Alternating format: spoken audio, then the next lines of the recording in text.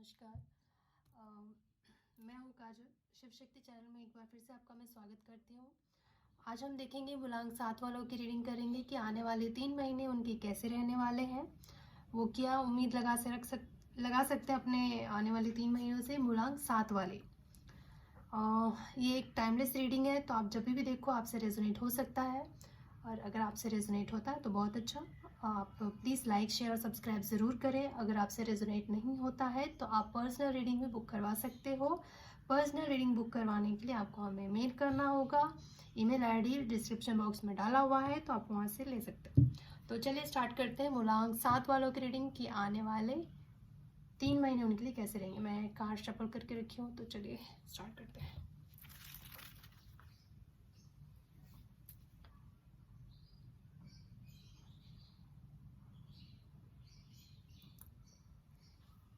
मूलांक 7 वालों के आने वाले 3 महीने कैसे रहने वाले हैं। मूलांक 7 वालों के आने वाले 3 महीने कैसे रहने वाले हैं।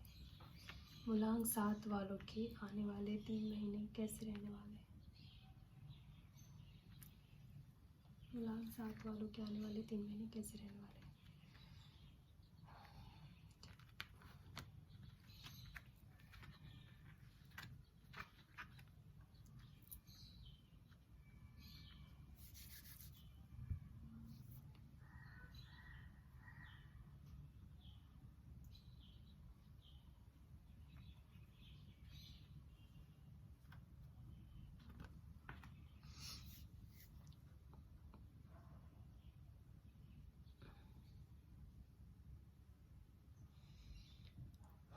आने वाले मूलांक 7 वालों का जो पहला महीना होगा उसमें आप थोड़े से कुछ नया करने की चाहत होगी आप में। कुछ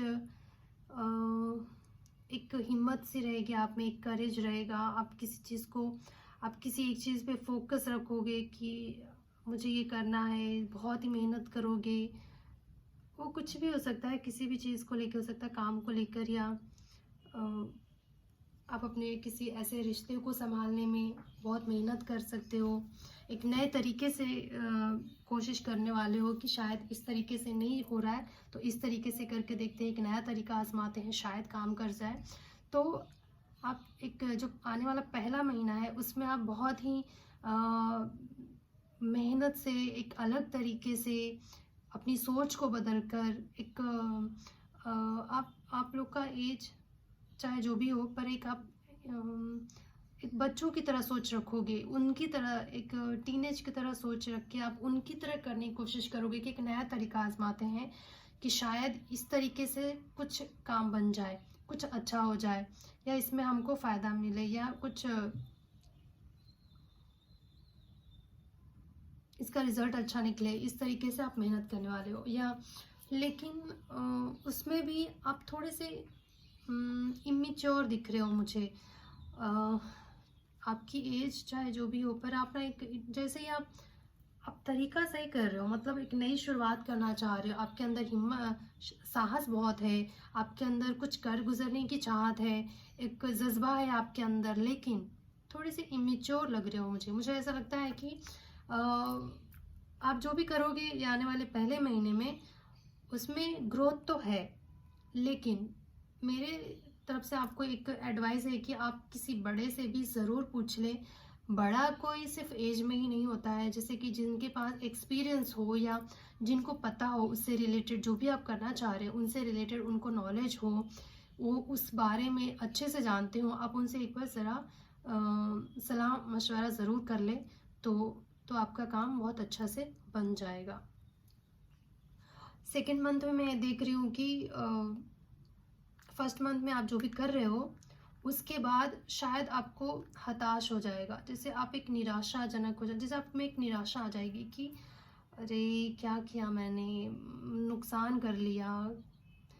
अपने आप को ना कहीं ट्रैप्ड फील करोगे, एक डर रहेगा आप में, आपके अंदर का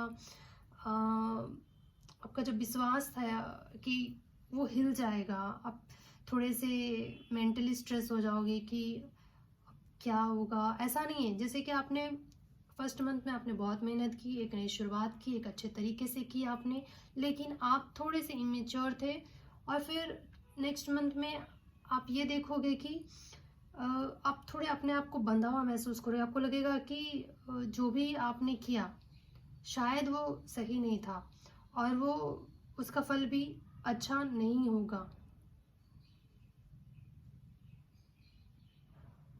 और आपको ऐसा लग रहा है कि शायद जो भी हुआ या आपने जो मेहनत की वो सब बेकार हो गया, उसका कुछ भी फायदा होने वाला नहीं है, वो डूब चुका है। चाहे वो नया काम हो सकता है, आप में से कुछ लोग मूलांक 7 वाले कोई नया काम शुरू कर सकते हैं जिसमें आपको ऐसा लगेगा कि वो काम तो गया, नुकसान हो गया, डूब गया वो काम, या आपने जिस पे भी मेहनत की वो डूब गया, अब उसका आपको अच्छा रिजल्ट मिलने वाला नहीं है।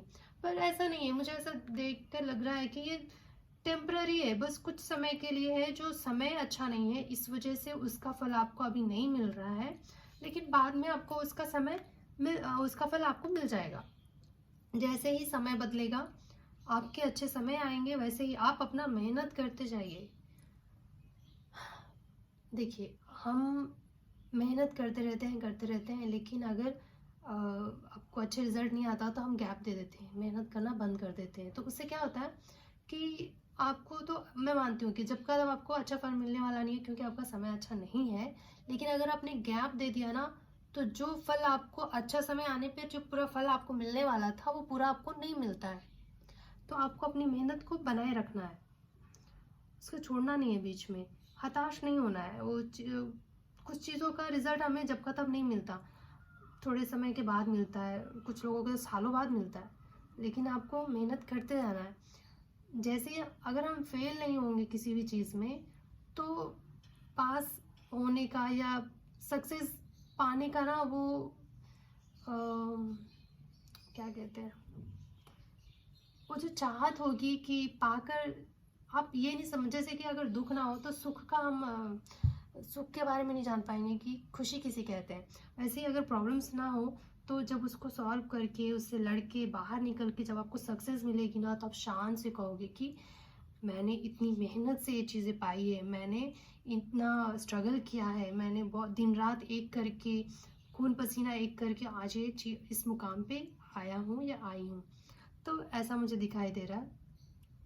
जो भी प्रॉब्लम्स है आपकी लाइफ में, सेकेंड मंथ में जो भी आपको लगेगा कि आप परेशान हो, या जो भी एक डर है कुछ खोने का या अच्छे फल ना मिले उस चीज़ का, जो भी आपके अंदर डर है वो सिर्फ एक टेम्पररी है। अगर थोड़ी बहुत आपकी सोच की वजह से अगर आपका हेल्थ भी थोड़ी बहुत ख़राब होती है, तो आप ये मत सोचिएगा कि अब आप ठीक ही नहीं हो सकते, क्योंकि ये बस टेम्पररी है, कुछ पल के लिए है, आपको ठीक तो होना ही है। ऐसा नहीं कि पूरे रास्ते बंद है, आपको लग रहा है कि मैं चारों तरफ से घिरा हुआ हूँ, अब मैं फंस गया हूँ, मैं बाहर नहीं निकल पाऊंगा या निकल पाऊंगी, इन चीज़ों में मुझे अकड़ के मुझे रह जाना पड़ेगा, लेकिन ऐसा नहीं है, रास्ता खुला है। आप धीरे धीरे कदम बढ़ाइए, आगे निकलिए, आपको रास्ता दिखाई देगा। और थर्ड मंथ में मैं देख रही हूँ कि किसी भी तरह का कॉन्फ्लिक्ट है, मतलब या तो आप अपना, मतलब क्या हो रहा है ना आपके जीवन में, अभी आप जो भी मेहनत की फर्स्ट मंथ में उसका फल आप चाहते हो कि अभी मैंने किया और अभी मुझे उसका रिजल्ट भी मिल जाए, पर आपको ऐसा नहीं मिल रहा है।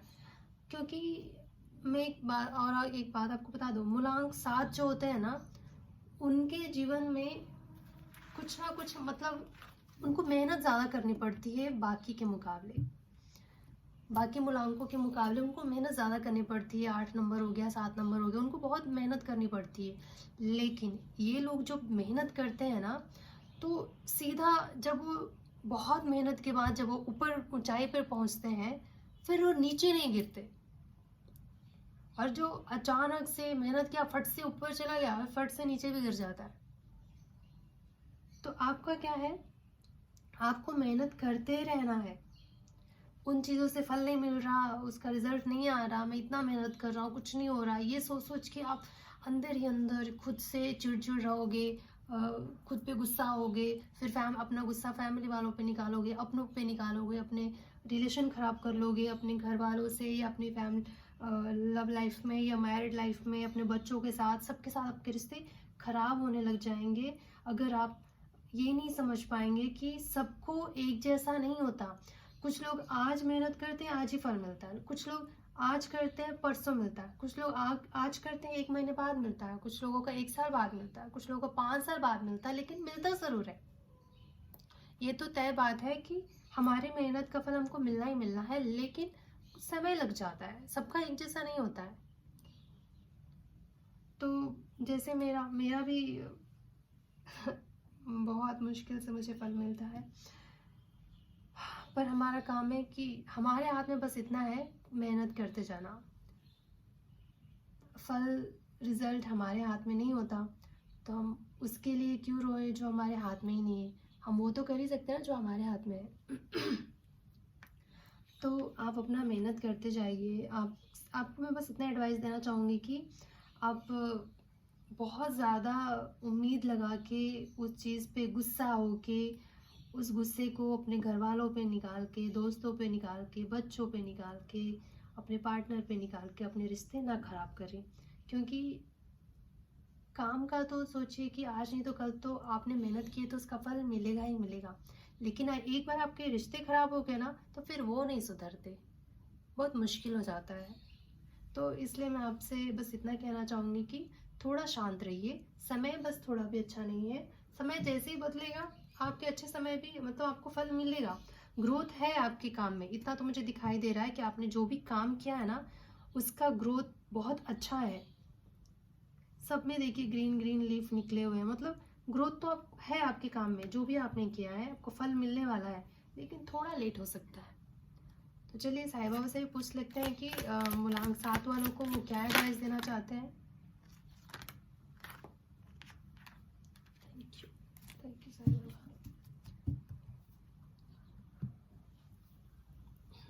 देखिए कार्ड भी क्या कह रहे हैं। दुखों का सामना कीजिए। दुख का अनुभव किसी विशेष परिस्थिति के कारण नहीं है, वरन उस परिस्थिति को स्वीकार करने से है। उसका सामना कीजिए। साईं बाबा कह रहे हैं दुख मतलब दुख क्या है, सुख और दुख। जैसे कि अगर हम मान लें कि अभी अगर विंटर सीजन चल रहा है अभी, तो फिर इसके बाद सीजन चेंज होगा। जैसे अभी विंटर सीजन है, तो अब हम सोचेंगे कि अरे बहुत ठंडे बहुत ठंडे बहुत ठंडे, ये सोच के ये सीजन को भी इंजॉय नहीं करके इसको भी वेस्ट कर देते हैं। जैसे ही समर, फिर हमको ना विंटर जब आता है तो हम सोचते हैं कि समर आए तो हम सोचते हैं रेनी सीजन आए। तो हम किसी भी सीजन को मतलब इंजॉय नहीं करते हैं, बस दूसरे की चाह में रखते हैं कि ये नहीं वो वाला ठीक रहे। क्योंकि जब ये ज़्यादा हो जाता है तो हम ये भी दुख, गर्मी में हमको लगता है कि सर्दी मौसम अच्छा है, जैसे सर्दी बढ़ जाती है तो फिर लगता है नहीं गर्मी आ जाए। तो क्या हम इस तरीके से हम किसी भी चीज़ को एंजॉय नहीं कर पाते हैं। तो अगर आप दुख भी है अभी जो कि हमारे जीवन का एक पार्ट है, देखा जाए तो दुख ही हमारा साथी है। सुख तो आता है चला जाता है। कौन ऐसा इंसान होगा जो 24 घंटे खुश रहता हो? कोई ऐसा इंसान है? कोई भी ऐसा इंसान नहीं है। दुख हमेशा रहता है हमारे साथ, वो हमारा एक तरह से साथी है, और उसके रहने से ना हमें बहुत कुछ सीखने को मिलता है। लेकिन खुशी जो है ना, कुछ पल के लिए आता है और फिर वो चला जाता है। वो एक गेस्ट की तरह है जो हमारे साथ नहीं रह सकता।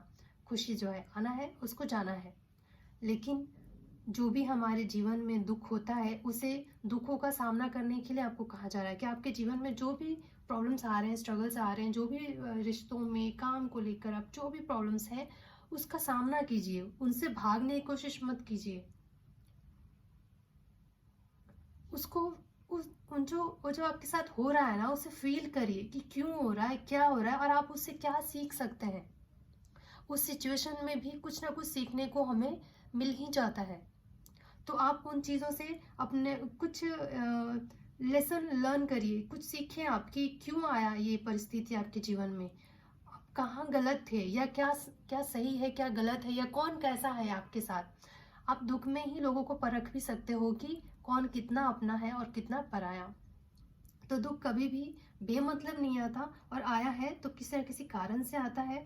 और अगर आप उस चीज़ों को ध्यान से देखो कि ये दुख किस कारण से है, कारण को पकड़ो और कारण को ठीक करने की कोशिश करो, तो आगे खुशी अपने आप ही आ जाती है।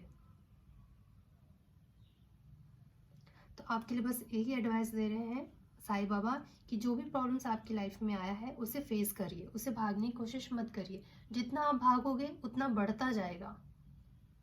तो आप उसे फेस करिए कि नहीं आया है तो ठीक है, क्या हो गया। आप जैसे खुशी नहीं रहती हमेशा, वैसे दुख भी नहीं रहेगा। दुख का भी बुरा दिन आएगा और ये भी चला जाएगा। तो ऐसे सोच के आपको जीवन को गुजारना है। आज जितना भी रीडिंग किया मैंने, मुझे ऐसे ही लगा कि हर इंसान के जीवन में प्रॉब्लम्स है। हर एक मूलांक वालों को मैंने देखा कुछ ना कुछ प्रॉब्लम्स है ही है। ये तो क्या करेगा, मतलब क्या करें हमने कितने ही जीवन लिए हैं और पता नहीं हमने क्या क्या किया है। क्योंकि जब हम इंसानी रूप में होते हैं तो हम तो भूल ही जाते हैं कि हमने क्या किया। अपना तो किसी को याद नहीं रहता। लेकिन जैसे हम एक सोल होते हैं, मरने के बाद जब हम ऊपर जाते हैं, जहाँ भी जाते होंगे, तो हम जब अपने कर्मों को देखते हैं तो हमें बुरा लगता है कि हमने ये सब कर दिया। क्योंकि जब हम सोल होते हैं ना, तो हम एक प्योर सोल होते हैं। हमारे अंदर कोई छल कपट या किसी को दुख देकर हम कभी खुश नहीं होते। तो जब हम ये सब देखते हैं कि हमारी वजह से कोई दुखी हुआ, तो हमें बुरा लगता है। फिर हम ही कहते हैं, जब यूनिवर्स हमसे पूछता है कि तू कैसा जीवन चाहता है, तो हम खुद उनसे कहते हैं कि ये सारी मैंने जो किया है दूसरों के साथ, वो सब मैं फील करना चाहता हूँ और मुझे ये सब कुछ फील करना है। तो फिर जब हम जन्म लेते हैं तो ये सारी चीज़ें हम अनुभव करते हुए आते हैं। फिर हमको लगता है कि ये सब हमारे साथ क्यों हो रहा है, पर हमें नहीं पता ये सब तो हमने ही कॉन्ट्रैक्ट साइन किया है कि मैं इसे एक्सपीरियंस करना चाहता हूँ। जो दुख मैंने दूसरों को दिया है वो मैं खुद भी एक्सपीरियंस करना चाहता हूँ कि कैसा लगता है वो। तो वही चीज़ें हमारे जीवन में होती है। जब हम इस चीज़ को समझ जाएंगे कि हमारे जीवन में जो भी उतार चढ़ाव है वो किस वजह से है, तो फिर हम ना जीने में थोड़ी सी आसानी हो जाती है। थोड़ा सा मुश्किल है ये समझना, लेकिन इतना मुश्किल नहीं है। आप एक बार समझ जाओ तो जीने में आसानी हो जाएगी। तो आज के लिए बस इतना ही। अगर मैं आपकी कोई भी मदद कर पाई हूँ तो मैं अपने आप को खुश नसीब समझती हूँ। अगर आपको अच्छा लगे तो प्लीज़ लाइक शेयर और सब्सक्राइब ज़रूर करें। और आज के लिए बस इतना ही। अब मैं मिलूँगा आपसे अगले रीडिंग में। तब तक के लिए नमस्कार।